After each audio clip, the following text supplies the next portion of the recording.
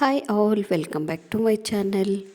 ಇವತ್ತಿನ ರೆಸಿಪಿ ಬಗ್ಗೆ ಹೇಳೋದಾದರೆ, ಮನೆಯಲ್ಲಿರುವಂತಹ ತರಕಾರಿನ ಬಳಸ್ಕೊಂಡು ಯಾವ ರೀತಿಯಾಗಿ ನಾವು ಕಡಿಮೆ ಟೈಮಲ್ಲಿ ಪಲಾವ್ನ ಮಾಡೋದು ಅಂತ ತಿಳಿಸ್ಕೊಡ್ತಿದ್ದೀನಿ. ತುಂಬಾ ರುಚಿಯಾಗಿರುತ್ತೆ, ಖಂಡಿತ ನಿಮಗೆ ಇಷ್ಟ ಆಗುತ್ತೆ. ಹಾಗಿದ್ರೆ ಬನ್ನಿ ರೆಸಿಪಿನ ಸ್ಟಾರ್ಟ್ ಮಾಡೋಣ. ಮೊದಲಿಗೆ ನಾನಿಲ್ಲಿ ಕುಕ್ಕರ್ನ ತಗೊಂಡಿದ್ದೀನಿ. ಅದಕ್ಕೆ ಸ್ವಲ್ಪ ಆಯಿಲ್ನ ಸೇರಿಸ್ಕೊಳ್ಳಿ.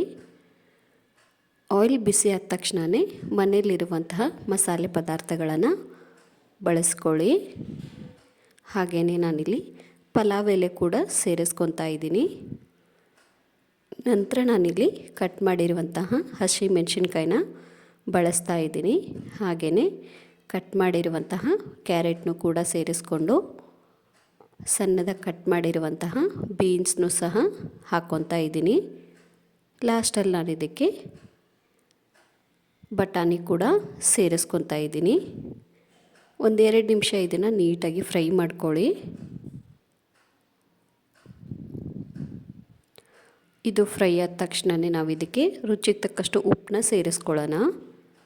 ಹಾಗೆಯೇ ಸಣ್ಣದಾಗಿ ಕಟ್ ಮಾಡಿರುವಂತಹ ಕೊತ್ತಂಬರಿ ಸೊಪ್ಪನ್ನು ಕೂಡ ಸೇರಿಸ್ಕೊಂಡು ತಿರ್ಗಾ ನಾವಿಲ್ಲಿ ಚೆನ್ನಾಗಿ ಮಿಕ್ಸ್ ಮಾಡ್ಕೊಳ್ಳೋಣ. ಇದು 1-2 ನಿಮಿಷ ಬೆಂದರೆ ಸಾಕು ನಿಮಗಿಲ್ಲಿ. ಇವಾಗ ನೆನೆಸಿಟ್ಟಿರುವಂತಹ ಅಕ್ಕಿನ ಸೇರಿಸ್ಕೊಳ್ಳೋಣ. ನಾನಿಲ್ಲಿ 1.5 ಕಪ್ ಅಕ್ಕಿನ ತೊಗೊಂಡಿದ್ದೆ. 3 ಗ್ಲಾಸ್ ಆಗುವಷ್ಟು ನೀರನ್ನ ಸೇರಿಸ್ಕೊಂಡಿದ್ದೀನಿ. ಇವಾಗ ಲೋ ಫ್ಲೇಮಲ್ಲಿಟ್ಟು 1 ವಿಷಿಲ್ನ ಕೂಗಿಸ್ಕೊಂಡ್ರೆ ನಮಗಿಲ್ಲಿ ರೈಸ್ ರೆಡಿ ಆಗುತ್ತೆ. ಮಾರ್ನಿಂಗ್ ಬ್ರೇಕ್ಫಾಸ್ಟ್ ಆಗಿರ್ಬೋದು, ಲಂಚ್ಗೆ ಹಾಗೆಯೇ ಡಿನ್ನರ್ಗೆ ಬೆಸ್ಟ್ ರೆಸಿಪಿ ಅಂತಲೇ ಹೇಳ್ಬೋದು. ನೋಡಿ ಎಷ್ಟು ಚೆನ್ನಾಗಿ ನಮಗಿಲ್ಲಿ ಕಡಿಮೆ ಟೈಮಲ್ಲಿ ರೈಸ್ ಬಂದಿದೆ ಅಂತ. ಹಾಗಿದ್ಲೆ ಇವಾಗಲೇ ಹೋಗಿ ರೆಸಿಪಿನ ಟ್ರೈ ಮಾಡಿ ಹೇಗಿತ್ತು ಅಂತ ಕಮೆಂಟ್ ಮಾಡೋದನ್ನು ಮರಿಬೇಡಿ.